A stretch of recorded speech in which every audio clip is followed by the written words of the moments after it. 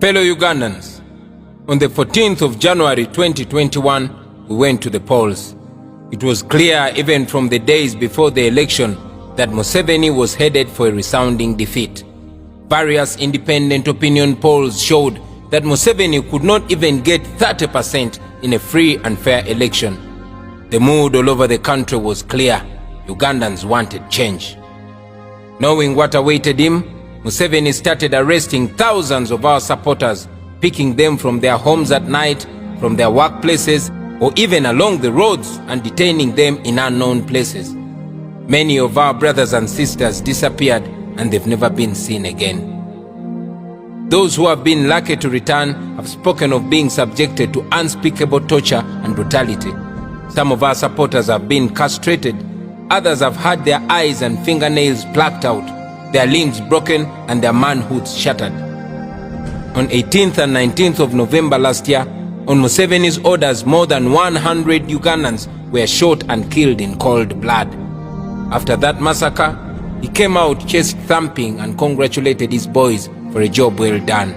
Up to this day, no one has been held accountable for these crimes against humanity. Just like the cold-blooded murders of Yasin Kauma, Rita Nabukenya, Dani Cheyune, Hakim Sekamwa, Hassan Waliendo, Frank Senteza, and many others, the regime silenced their grieving families, and that was it. The presidential campaign was turned into an exhibition of impunity. I survived 3 attempts at my life, and my comrades survived even many more. Some of our friends did not make it alive. Many comrades and journalists sustained permanent injuries. 2 weeks to the date of voting, my entire campaign team was arrested and subjected to all manner of torture and humiliation before they were thrown into a prison where they are languishing up to the present day. Museveni switched off the internet and ordered media houses not to report or even talk about the results from the polling stations as they came in. International election observers had already been shut out. Foreign journalists were targeted, and some of them were deported for the fear that they would expose the state-inspired violence and election fraud that was happening at that time. With this state of affairs, Museveni, aided by the Electoral Commission and the military, rigged the election like never before in the history of Uganda. In many districts of northern and western Uganda, citizens went to vote at 9 in the morning, but were told that the voting for the president had already ended. They could only vote for MPs and go back home. Voters wondered how ballot boxes were full of ballot papers even before the voting started. So many of our polling agents and supervisors had already been rounded up and taken to prison. In several districts such as Kwaniya, Isinjiro, Rukunjiri, Kabong, and many others, soldiers traveling in military trucks went from polling station to polling station, taking all available presidential ballot papers in favor of Museveni. Those who dared to question the criminality were quickly silenced by bullets and batons. But even with this ballot stuffing, we were still leading Museveni with a clear margin. And then, Mr. Byabakama, whether on gunpoint or out of collusion, he started reading things which only he can explain where they were coming from. Those who represented us at the National Tally Center spoke of how state operatives filled the entire Tally Center, and it is thought that these are the people who were feeding Mr. Byabakama with the results that he was reading, completely not reflecting what had come from the polling stations. Then on the 16th of January, by 4 p.m., Mr. Byabakama completed the fraud and announced Museveni as the winner. Once again, General Museveni and his small clique of gunmen imposed themselves on the people of Uganda. Up to now, the Electoral Commission is still grappling with forged results. A look at Byabakama's declared results will shock you. These people, they did not apply any smart thinking in their rigging. It was crude. At hundreds of polling stations, the dead resurrected and voted. Byabakama claims that 100% registered voters turned up and voted. Some presiding officers were not intelligent in their overzealousness. The number of those who voted was actually more than the number of the registered voters by far. Knowing the kind of election fraud that he had just committed, Museveni quickly placed me under house arrest as hundreds of soldiers surrounded my home and our party head office.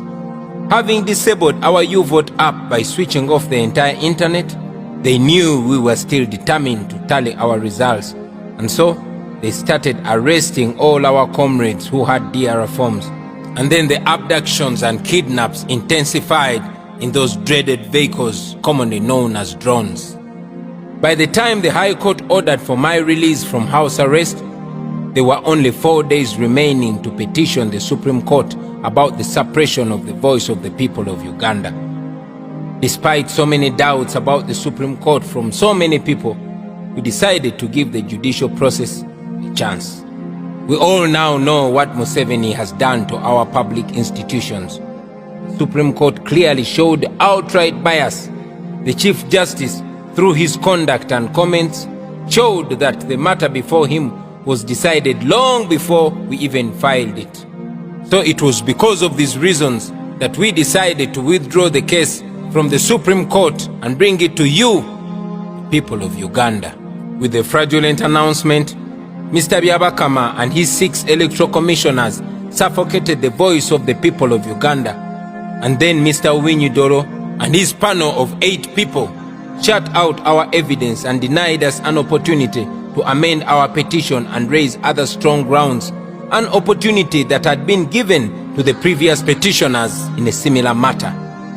All these individuals hold offices in trust of the people of Uganda, but they betrayed that trust and chose to please the one who appointed them, leaving Ugandans totally on their own. So today, I want to once again remind all of you, my fellow Ugandans, that we are on our own.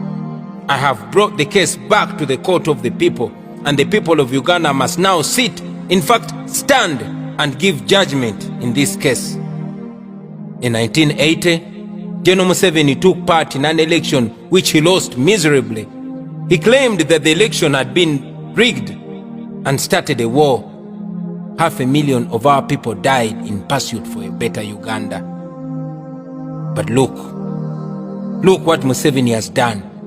He has betrayed the blood of our people and has done many times worse than the regimes he castigated for rigging elections and for killing people and for causing enforced disappearances. Ugandans must now rise to the occasion and resist Museveni and his regime of blood. As we have been saying, we are non-violent and lawful. Our philosophy stands firm. People power is stronger than the people in power. Article 3 of our country's constitution empowers the citizens of Uganda to do everything in their power to restore the constitutional order once it has been overthrown, just like it is under Museveni. That is the next phase of our struggle. Many of you fellow Ugandans have been asking us what is next. The answer is you, me, all of us. The answer is people power. I therefore call upon all of you fellow Ugandans to rise and demand for our election victory, to demand for the immediate release of all the political prisoners, to demand that the security agencies immediately bring back all our people that have been abducted and kidnapped by the government in drones. We want our people back, dead or alive. Let us demand for an end to trying civilians in military courts.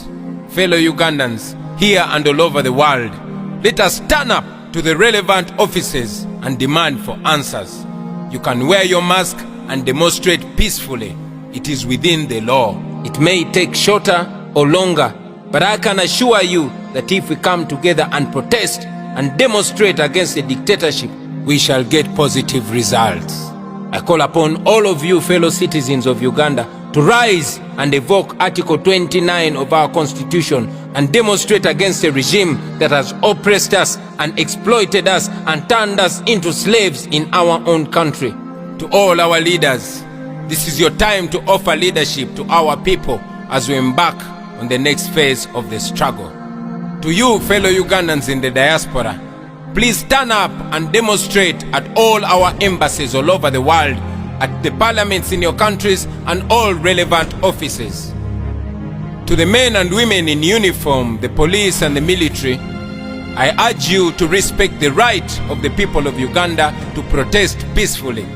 Your constitutional duty is to offer security to the people of Uganda, not to beat them or even kill them.